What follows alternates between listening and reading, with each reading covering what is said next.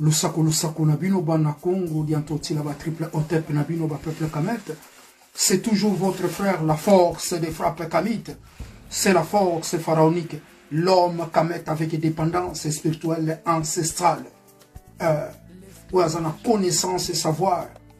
Où il y a grand historien. Où il y a maîtrisé makambo mingi. Ma petit esclave bakoki ko comprendre jamais. Naye kobeta message awa pona koluba. Un esclave reste esclave à vie. Esclave akoki ko gagner guerre. Esclave akoki ko zala na suprémacité. Esclave a une idéologie et stratégie. Esclave akoki ko procéder ma belleté. Esclave akoki ko gouverner jamais. Esclave azali na désordre total parce que aza esclave mental. Voilà pourquoi Tolobaka, l'esclavage spirituel, c'est la base de toutes les formes d'esclavage.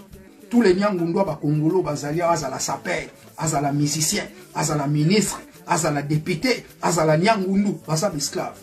Voilà pourquoi Congo est baby. Parce qu'ils ont procédé d'esclaves et belés. Ces esclaves vivent en un désordre total. Ça inconscient. Voilà pourquoi vous avez la diaspora congolaise, tous sont des esclaves. Mendre, bakoki, pour procéder, il y a Congoté. Tous les diasporas congolaises sont des esclaves. Il y a un moment là, TikTok, ma soro likolo, bundu likolo, ba bêtise. Parce que c'est un petit esclave. Tous ces petits rando, ça c'est des esclaves. Ceux qui sont présents, on a éliminé la moto. Dans la famille, dans le village, supprimé comme ça, humiliation est le moins dans la nation. Vous comprenez, la diaspora congolaise, c'est des petits esclaves. Même si ça perd, on a guidé. Vous comprenez, c'est des esclaves. Vous allez organiser ça. Ce qui est esclave, tout ça, la banque qui a développement. À Rolinga jamais. Ce qui est esclave, tout ça, la banque qui a développement. Pour l'obito, à la puissance. À Rolinga jamais. Voilà pourquoi tous ces esclaves congolais, où il y a diaspora, tant qu'on a une idéologie, tout ça, la banque de la diaspora congolaise, balinga jamais, bayokate. Parce que c'est un esclave. Un esclave mental. Tant qu'on a eu tout ça, le gouvernement de la diaspora congolaise, pour tout ça, la relation bilatérale, la aider Congo. Autant que diaspora que nous sommes. Balingate, parce qu'ils sont des esclaves. Tout ça différent dans la banque. Tant qu'on a eu pour créer armée de la résistance, pour ceux qui savent Corneille Nanga, tous ces M23, Bisso Bato diaspora, Balingate, parce qu'ils sont des esclaves. Vous voyez, en 1996, Bazala quitté, et moi j'étais déjà là. Mais jamais on va pas combo nanga, ba combo entre bango esclaves. Regarde comme c'est là. Bah ça n'est rien parce qu'ils sont des esclaves. Les gens qui gouvernent le Congo tous, bah député, bah premier ministre, bah Kamere, bah Félix Chilombo, tous ces bemba, tout ça, ça c'est des petits esclaves nègres aliénés. Aliénés, aveuglés par la soumission coloniale, bah koki kozala na pays logo la Congoté, bah koki ko procédé Congoté, bah zab esclaves. Moutouaz esclaves de Paul Kagame a candidat toutes les églises du sommeil colonial na Rwanda. Plus de 700 ou 800. A candidat pour a boyiba Rwandais, bazalaba aliéné mental. Tout justement en Wakamadia. Vous comprenez? Mais la Congo, politicien mon côté congolais zali, pour être capable de reconnaître les églises du sommeil colonial. Aujourd'hui, ça peuple na cerveau. Toute autorité vient de Dieu. Esclaves, on a croire que toute autorité vient de Dieu. Autorité de ces petits cons de Paul Kagame, ça vient aussi de Dieu. Ces petits cons ça vient de Dieu. Cet esclave congolais, il croit ça. Autorité, il y a Hitler, il a supprimé tous ces faux juifs. Ça vient de Dieu. Ces petits esclaves, ils croient ça. Reste assis là, ça vient de Popolo, la petite Gougogori. Il reste en silence, l'Éternel va combattre pour lui. Voilà pourquoi dans le langage, il y a idiotie, parce qu'ils sont des esclaves, vous comprenez?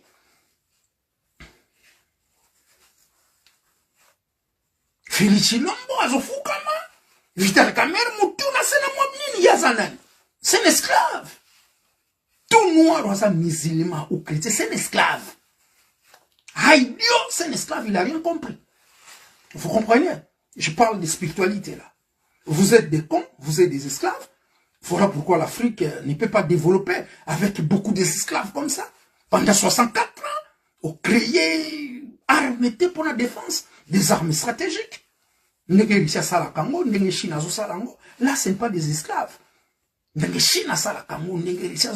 Corée du Nord, si les Américains, la Corée d'ici sont bêtes, c'est quand on pète une bombe atomique. Vous comprenez? Ça, c'est des hommes supérieurs, pas les Congolais. Alors, Félix Tshilombo acceptait à négocier, n'a pas terroriste, les Tutsis rwandais, infiltrés dans toutes les institutions du Congo, armée rwandaise, il y a M23, et bon, plus de 18 millions, plus que ça même. Il y a des Congolais, il a négocié, n'a bango. Et tous les nègres aliénés congolais, ils sont là. Ils ont négocié, n'a pas terroriste, ils ont gouverné bango. Pour la négociation, ils ont appliqué la loi, ils ont fait Tshilombo à Rondima. Parce que kota qui n'a pouvoir, ils ont dit, bakor basinisa qui est, tout le pouvoir, mais ont accepté, vendre le Congo. Il y a un ça.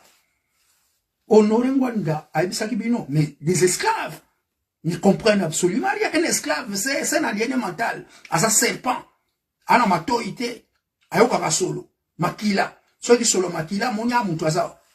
Les Congolais, ils là-bas, solo makila, on va les terminer. Tout ça, c'est des esclaves.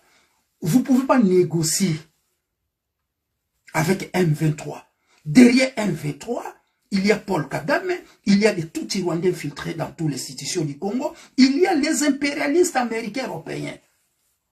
Bachassa bango partout ces impérialistes parce que basaka batouté. Bango rapport ils ont la force de frappe. Faut qu'on se termine tous les Rwandais. Aba français na ba américain ba ko se trouver na Kigali qu'on se termine bango. Bango ba na langage brutal. Yango bachassa bango partout. Bomoni ba vanti bando sala malit. Ba réduire armée malien na zéro. Bazoyi ba Irak ou malien. Heureusement ban kabatele mi na Mali. Malgré que ça peut être nègre aliéné, la musulman, mais bah tel est esprit, bah chasser bango. Qui m'écoute? Bah terroriste, on a basala qui créé na ba américain, na ba français. Rissa sana sima na bango, so bête bango comme c'est doit. L'homme blanc bah kenda kanaye na ba négociation, l'homme blanc, ils ont rapport, il y a force. Vous comprenez? Même nga awa blanc sera jaune, on bête, on a ça la boxe. Pour na bête bah hyper qui tu es fongo la bazolo, na longolo solo na quoi. Nga ba kuna nge longola ka mino hein ba kuna nge vous aba mino nga ba kuna nge vous aba mino ota bomona signalo bomoni signalo ya da moto ba de sota bangi ngamba mo la pa okima hein ngadi a beta ka ba tout mona to kutela garo ndo pa kata pe na ko la kisayo la blanc la noir. Alors au Congo il y a que des esclaves au Atondiwana. Bah, vous gagnez guerre, il y a un bateau qui négocier en Angola.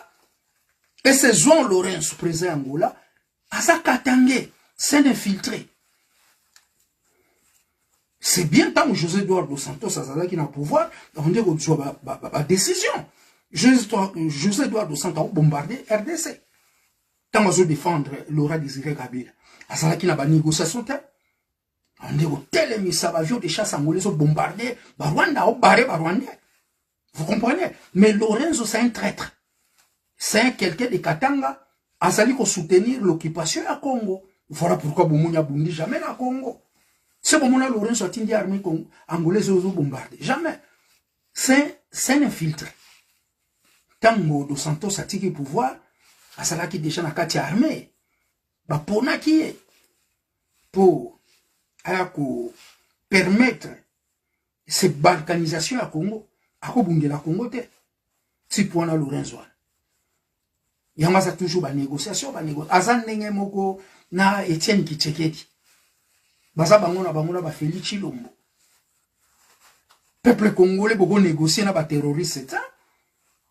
Il faut combattre bango. Nous devons combattre les Américains, Européens na sol congolaise. Pour na kosala yango pa ba Congolo boza. Congolais ya matako ya masoko wa muyibi 2500 partis politiques faut supprimer yango. Tous ces députés 500 faut supprimer bango. Mbongo wana faut économiser yango pour na kosomba minduki ya makasi pour na kopesa force na basolo bazobunda. Mamadou Ndala, fille grand soldat, ba élimina ye tant ba monaki lucidité azalaki nango. Beaucoup qui ça la négociation tena ba terroriste. Mission impossible. Donc qui qu'on négocie jamais na Rwanda. Vous comprenez M23 faut pas la supprimer. Tout ça grand pays, toi ba millions. Tout ça na continent. Rêvez-vous. Longola idiotie, longola aliénation mentale. Longola cerveau mais je peux manali, mouyo peuple congolais. Il y a des exposants idiots. Ils sont des idiots. Vous avez un matako, c'est qui nous bat loba bilamba ouais. De façon pour l'accent bilamba on a l'accent au bon côté.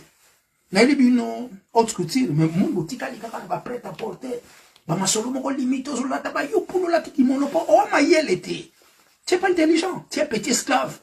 Tu peux pas changer. Vous comprenez? Et Bozawana, Botiki les églises du sommet colonial, bah millions, Nakatia Congo. Botiki ba pasteur, prêtre, l'imam, missionnaire à mission au roi des Belges, qui n'a les lobes à noir. Faut que Boma bango tout. Nous sommes président pasteur à Rosation à Congo. Nous sommes barrés sur du temps à Okim en exil. À quoi font la Bible té? À quoi aliéner peuple congolais? À ça la nenge. Discours des rois des Belges, conspiration au Congo. Les missionnaires à mission au Congo. Bazane qu'on l'avait mis nos cerveaux. N'a pas évangile, n'a pas parole, y'a pas con. Nous n'allons à sa Saint-Esprit. Jésus n'a jamais à sa Saint-Esprit. Nous n'allons à sa Nandertalien. Parce que vous êtes des idiots autant à bien. Tapez sur Google Nandertalien. Dieu ça, nous n'allons pas à Botamana Moukila. Nous n'allons pas à Moukila. Donc, il s'accède à revenir. À cause de la Saint-Esprit, ma campagne ça a été. Bible ça faux, histoire na ça faux, Jésus ça faux. Zamba que ça là, tu de pauvres esclaves yo. Aujourd'hui ma soumission, aujourd'hui la nenge baso luka va se terminer yo. Tu veux négocier avec des terroristes? Non. Vous changez le pouvoir. Un peuple mon soulevé. Jamais vous savez soulèvement populaire. Parce que vous êtes des esclaves, vous n'avez rien compris. Comment vous allez habiter? Vous allez maltraiter. Vous allez réduire l'esclavage, peuple congolais que vous êtes. Hein? Tant que vous aussi savez. Au moins, il n'est pas loup. Pas vide, vous allez nomade. Vraiment, vous allez vous allez zamba, ça sous l'angouillate. Vous allez vous avez une quantité impossible. Jamais, vous neutraliser, vous allez tout Rwandais, vous allez filtrer. Vous voyez? Mon ba nord Kivu basidi Kivu tu bakanga na Rwanda. Hein? Ba mibali wana un seul Rwanda ko boma 15. Vous comprenez? Ba dernier espoir ba wazalendo ba telemi mais nani akopesa bango force de frappe. Président Zofukama. Président Senga Kasekour na ba lokine ba maître spirituel parce que la mundele ndombe, c'est un nègre de la maison. Bochanga na pouvoir nako interdit ba américain na Congo nako benga na ba français bazassu na relation bilatérale ko zalati nako rappeler bango photo zongi sa makambu sala biso photo bare ba mindele beleto zongi sa ba chiffre donc surtout 10 millions au roi des Belges bon photo pour 2 millions de Belges comme ça machinil et ça non négociable fais ça 100. Vous comprenez? Vous êtes des petits pauvres esclaves. Chilombo, Alnia négocié na ba terroriste ya ba Congolais. Peuple congolais pendant cet âge, ndombolo, ba faux musicien, ba nègre aliéné. Musicien comme ça corrompu. Pede kala mataku. Parce qu'on doube pour nous défendre. Congo tout le monde self keita. Une fois, bête un message à Tomboka contre les Français. Tout le monde basemi goïta babima. Benga na français donc peuple tenen self keita. Seul message à Tomboka contre les Français boy guerre banda. Mais biso tu on a artiste ba pede. Ba to be musu ba pauvre émotion.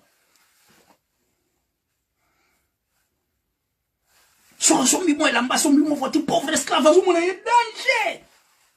Tout ça, c'est des PD. Ce n'est pas des artistes. Vous comprenez? Hein? 2500 partis politiques, ce n'est pas possible. Les aliénés mentaux, mais tous les peuples congolais sont des esclaves aliénés, aveuglés par la soumission qu'on a. Tokoki qu'on gagne guerre. Avec beaucoup d'esclaves comme ça. Pour Tokoki qu'on gagne guerre. Pour tout gagner guerre, Congolais faut ça le Rolanga. Congolais soit ça pour Kagame au côté Congolais. Mais Mundela Boyate. Mundela Boyate, bien Congolais toi ça boye danger. On brûle bango mataku ba on ça sous loi négocier quoi. Guerre oh le bozo mona, ils a créé na ba américain. Ba oui que boza esclave, boza la carrière. Ba créer guerre wana pour ba bomba bino ba terminer bino. Yon va voir que la cabine va virus, va créer la guerre. Ba monde va créer ba M23, ba Paul Kagame et tout ça. Les Américains. Pour qu'on souki ça bango, faut que ça l'alliance na ici. Risatine ba missile balistique depuis qu'il chasse un camp qui gagne exécuter. Comme ça, hein, négociation comme bien. Cadence comme bien. Police blackité. Ceux qui ont remis président à Congo, alliance na ici. Bolinga te na obare. Arisa kopesa nga ba arme, technologie, na ko défendre. Yango sali na Mali. Vous avez c'est des soldats maliens. Bazo sala entraînement na monoko. Tout. Pour ba français ba réduire bango esclave. Ba koti bango ba terroriste na kati ya Mali. Bazo iba ba kita na bango. Mitango risia yewana. Bota la force de frappe lelo Mali azana. Bota la force de frappe Ibrahim Traoré Zanango. Nous avons la force Mogota. Ceux qui ont des politiciens idiots, ils ont la science politique, ils ont la connaissance, ils ont l'histoire ya Congo. Ce n'est pas un politicien. C'est un esclave mental. Dans la Monica Mero, on a soazo Fukama, Nali Bandi, Sogini Azo Fukama. Ça, c'est un esclave. A gagné guerre. Chilumba Fukama. Et sa soumission, non? Nous Fukama, ceux qui ont autant, vous êtes esclaves. Maintenant, tous ces esclaves congolais, je vous dis, vous êtes tous des esclaves. Nation du Congo, révolution culturelle obligatoire au Kimate. Au Boana au Baré. Au Kanga frontière. À ce moment-là, 36 millions de soldats armés jusqu'au dents. Nous avons un programme nucléaire, nous avons procédé déjà bombe atomique. On est là au côté de la binote. Nous avons désaliéné. Nous avons interdit que le bassou combat j'hésitais, qu'autant la sous-bibliothèque, qu'au canisette, nous avons un cerveau longola yave abimana libou. Soit abimité dans le bon pour ça traître contre l'Afrique. Tu es petit esclave. Au la jamais le rôle là-bas, chinois. Au la jamais le rôle là-bas, japonais. Ba terroriste ba bomi biso ba mboule belé 18 millions de Congolais massacrés. Ba tout ina bana na ba mabuka. Bolingo négocier. Connaît nanga. Il fait partie. Il y a armée impérialiste, armée rwandaise, il y a M23. On ne pouvait pas négocier avec. Tu veux négocier na bango, te photo bunda jusqu'à la fin. Rwanda za munene lo la kasango. Surtout ça na 1% na pouvoir au Kamang. Ba français ba okima. Ba beti ba mona l'Ukraine. Des bandades, l'OTAN, Donald Trump a remis la sagesse à Bundagunati. Avant guerre, n'a pas de samino que nation mogoté zali go bundana ici bon monyango vision de loin. L'homme le plus rapide en esprit. N'a pas samino 15 ans passé. N'a pas samino même programme ya Sarmak, s'attendait. N'a pas no betango et ça na Facebook. Alors na Facebook tous les tout Rwandais bazawa. Celle congolais va dire que c'est très dangereux, c'est moi. Bazawa, yango monaka même na beti message ba ko partager ngote. Même na beti ndule ndenge na chef photo danger, j'aime ezate. Bon ici j'ai que des ennemis, j'ai que des tout Rwandais, j'ai que des infiltrés. O ba o silvenga. Bazana tina te obeta masolo masoko, banatina yo muta théâtre te, bazana tina yo congolais ya rando te banatina nota, bazana tina congolais o ya boye. Ozo pesa lumière. Vous ne pouvez pas négocier avec votre ennemi. Les Tutsi Rwandais, M23, tu as négocié. Il faut chasser tous les Banyamulenge. faut que beta bombe atomique na ngomba wana benga banya mulenge 5 missiles balistiques intercontinentaux beta pena na kidali mongi mwa vilwa et tongami na mbongo Congo non voilà kuzala bongo te na mingi kuzala ba fête bina nini ma bindili koloba nini tout ça ngaso kina tu es pauvre esclave petit pauvre esclave tous les nyangungu à l'Occident oh prêtre ceux qui battent à Londres va c'est des pédales c'est des pas pédales pauvre esclave va évirer la conscience et l'orisate voilà pourquoi ba koki kozala organiser te to bundisa les impérialistes d'abord to bundisa minele d'abord pour to vendre la bangote Mundela le ginga la maye l'État. Ceux qui n'ont pas peuple moko to beta bango na idole. To umelia. Hein? To umeli na mboka ya poto. To beta bango une stratégie idéologie bien organisée ba beta. Ba armement to ko sala nango. Ba ko kema Congo. Mitala ba idio. Ya diaspora. Basi ba ndumba. Basi ba impoli. Mosi moko sans conscience. Femme aliénée, égarée, tout. La Bible dit Jésus des pauvres cons. Vous comprenez? Maintenant, vous négocier. On m'a dit à Nana. Félix Chilombo va checker. On aurait moins dans le bas de Félix Chilombo pour légaliser la balkanisation. Mais moi, je sais ça. Alors, ça va manœuvre. Ah non. Soka kokite, pour chasser. Pour que nous baquets n'a parlé du peuple, balle na tête pour les qui est, pour tche moutou moussousou. Pour tche nga, pour moutou moussou aussi mbate. Il n'y a pas Congolais plus que nga. Ba yuma, tous les ngunza ya Congo, ba yuma, ba mbenge, ba na kilti la guerre. Soko tu ba sango, tu sango mongo ta komeka na ou baré. Soko tu ba militaire Congolais, ba sa loko langati, ba expérience à guerre professionnelle te na sala. Surtout science politique à guerre. J'étais formé na idéologie Lénine, na RIS, na loko la Poutine. On a ça la guerre dans le pays communiste. L'Angola. Soudan, mon côté, état-major, mon côté. Nanyo. Ministre, député, nanyo. Faut pas tout le monde, un grand guerrier, n'a bêté la binomindele. Rwanda, n'a pas de commission professeur. Tais-toi, Rwanda, on a recherche mon côté. T'as pas le droit d'exploiter des richesses Congo, yo. Tous les Rwandais, soyez les. Lubafono bazakuna ba kopakata mbango po na bando siprima un par un. La première temps 60 000 Kibé na kati ya Congo, 60 000 Nord-Coréens, 60 000 Russes bafandi na Congo. Ba arme à danger to komona moto ndeko pela. Même ce troisième guerre mondiale, faut Congo provoquer ngo na kosala yango. Ndele ba kolela. Yo yuma, obanga bango. Mon message en obétate. Ah, logiciel américain, non? Bazo tchana na français, n'anglais, bazo bama. Ah, yuma, bilo yuma. Ah, c'est négociation. Ah, batumo ba yuma. Ba chaleliste, ba faux politicien, ba député, ba pola. Bobeta masula pamba pamba. Les illuminations ordre mondial. Ba komeli bino Bible, na kora ba gumbi bino. Ba ili bino ba kati bino mabindi, ba kangi bino na colonisation esclavage, de l'autre ça va pauvre musulman, va pauvre chrétien. Osa mbendre yo. Nkaye yo sa mbendre. Osa est dépendante spirituellement, politiquement, économiquement, scientifiquement. Ce n'est pas toi qui dois gouverner le Congo. Tu es pauvre esclave, il faut que je dois te désaliéner. Vous comprenez, nous sommes malades. Il ne faut pas négocier. Le peuple faut voter les manas, soulèvement populaire, service militaire, faisant là. Pour tous les Congolais. Tous ces musiciens, comme ça, corrompus, ils disent peuple, il faut qu'il y ait un service militaire. Qu'on ait des sous qui peinent dans Moulani. Qu'on mouloute dans le front. Oh, dit. On a colère pour la catalogue, parce que. Bien, mingite.